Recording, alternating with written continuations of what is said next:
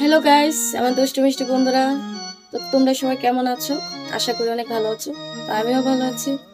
তো আজকে তোমাদের সামনে নতুন একটা গল্প নিয়ে চলে আসলাম। সেটা আমারই গল্প, একদম বাস্তব গল্প, বাস্তব কাহিনী। তো তোমরা শুনতে থাকো, আমার সেই কাহিনীটা আমি বলি। আমার বাবা এক বড় লোকের বাড়িতে চাকরি করত, দারোয়ানের চাকরি করত।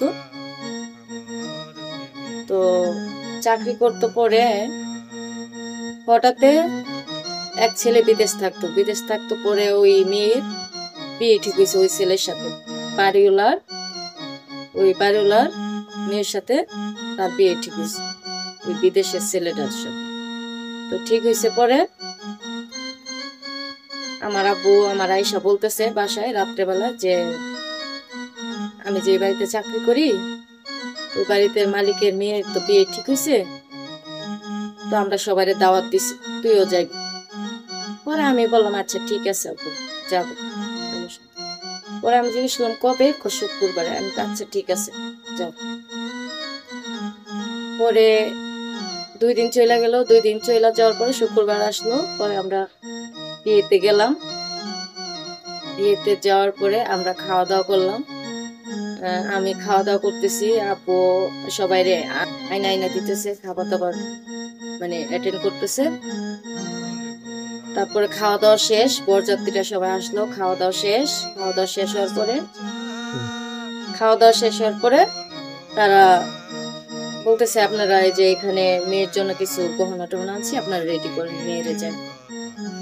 পরে মেয়েরে রেডি করতে গেছে, কিয়া দেখে মেয়ের রুমে নাই। কারণ মেয়ের আরেক ছেলের সাথে সম্পর্ক ছিল,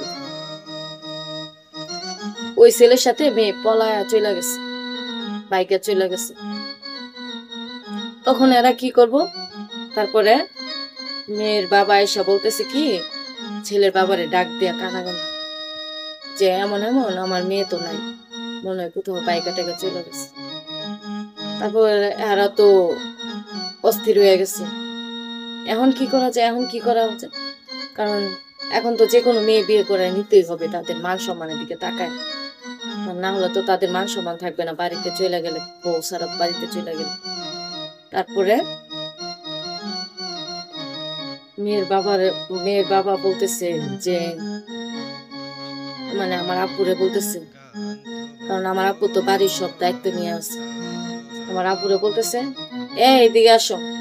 তারপর আমার আব্বু গেছে, বলতেছে কি স্যার, যে শুনো আমি একটা কথা বলি, আমার মেয়ে তো এমন এমন সমস্যা হয়েছে, মেয়ে তো নাই বাড়িতে, মনে হয় কোথাও বাইকে চলে গেছে। তুমি এক কাজ করো, একটা মেয়ের সন্ধান করো তাড়াতাড়ি, কারণ যেভাবেই হোক তাদের মান সম্মান বাঁচায় দিতে হবে। তারা পরে আমার আপু বলতেছে তারা কি পারমিশন দিছে? পরে বলতেছে হ্যাঁ পারমিশন দিছে, এখন তাড়াতাড়ি তুমি একটা মেয়ের ব্যবস্থা করো। পরে আমার আপু অনেক জায়গায় ফোন দিছে, অনেক জায়গায় খবর লাগাইছে। পরে 1 ঘন্টার ভিতরে কোনো মেয়েটের কোনো বাউ হয় নাই। তারপর তারা কি এতক্ষণ বৈশা থাকবো বরযাত্রীরা? তারপরে আমার আব্বু বলতেছে না স্যার, কোনো পাত্রী তো পাইলাম না, তখন এখন কি করা যায়। পরে বলতেছে শোনো আমি একটা কথা বলি, তোমার না একটা ঘরে মেয়ে আছে খুব সুন্দরী? পরে আমার আব্বু বলতেছে স্যার আমার মেয়ে তো ছোট মানুষ, আমার মেয়ের বিয়ে দিব কিভাবে। পরে হঠাৎ করে বরযাত্রী আসছে না, তো ছেলের বাপে বলতেছে সমস্যা নেই, আপনার মেয়ে ছোট হোক। পরে বলতেছে যে আপনার মেয়ে কোনটা? ওইটা। আমি তো আবার দাঁড়াইছিলাম, দাঁড়া দাঁড়া সব শুনতেছি। বলতেছে কোনো সমস্যা নেই, আমরা মেয়েরা পাইলা টাইলা বড় কইরা নিব, তাড়াতাড়ি আপনি রেডি করে নিয়ে আসেন, যে গহনাগুলো ওই মেয়ের জন্য আনছিলাম ওই তাড়াতাড়ি রেডি করে নিয়ে আসেন ওর বিয়ে। পরে তাড়াতাড়ি আমার আব্বু রেডি করে নিয়ে আসছে।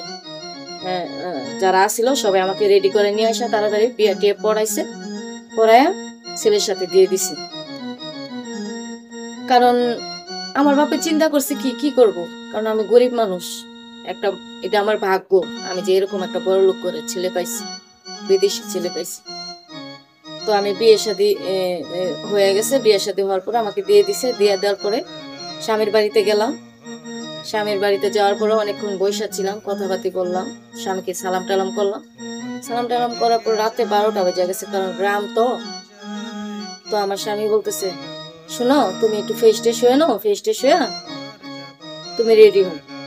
পরে আমি বলছি কি রেডি হবো, কারণ আমি তো ছোট মানুষ, আমি তো কিছু বুঝি না। পরে আমি বললাম যে কি রেডি হব। তারপরে সে বলতেছে তুমি এই মানে সাজগোজ কিছু কমায় টমায় তুমি শাড়ি টাড়ি খুইলা রেডি হবো, কারণ আমরা বাসর রাত করবো।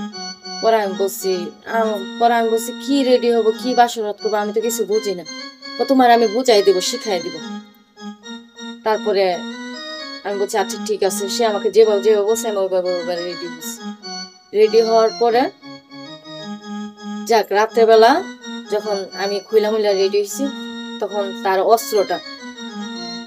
অস্ত্রটা হপ করে আমার ভিতরে ঢুকাই দিল। যখন দিছে আমি তো চিৎকার মারা উঠছি। তো চিৎকার মারা ওঠার পরে যাক আমার ব্যথা হয়ে গেছে, একবারে কোমর টোমর উড়াত মুড়াত ব্যথা হয়ে গেছে। যেভাবেই হোক আমি কষ্ট মষ্ট করে রাতটা কাটাইছি। কাটানোর পরে সকালবেলা যখন ফ্রেশ টেশ হওয়ার পরে আমার আশেপাশের জালেরা বাবি টাবি যারা আছে ননাস এরা আসছে, বাবি আর আসছে, আয়সা বলতেছে আচ্ছা তুমি তো এখনো আসো। পরে আমি বললাম কেন, আমি কোথায় থাকবো? ওরা বলতেছে ভাইজানে যতগুলা মেয়ে বিয়ে করে মানে আজান দেওয়ার আগে সব চইলা যা পলায় পলায়, সবাই বাইকে চইলা যা পলায় পলায়। পরে আমি বললাম কেন? পরে বলতেছে আপনার কি কিছু হয় নাই? আমি হ্যাঁ হয়েছে। ভাইজানের অস্ত্র নাকি বড়, ওই বাবির কাছ থেকে শুনলাম। পরে আমি বলছি আপনারা ঠিকই শুনছেন, কারণ আমি তো গরিবের মেয়ে, আমার কিছু করার নাই, আমার কষ্ট হলেও থাকতে হবে, কারণ আমার বাপ মা গরিব, আমি গরিব, আমার তো কিছু করার নাই, আমার থাকতে হবে কষ্ট করে হইলো।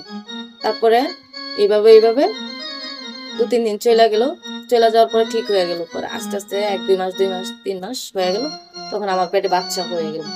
বাচ্চা হয়ে যাওয়ার পরে তখন আর কি করব, এভাবেই অভ্যাস হয়ে গেছে। তো থাকতে আছে এভাবে আমার জীবন চলতেছে।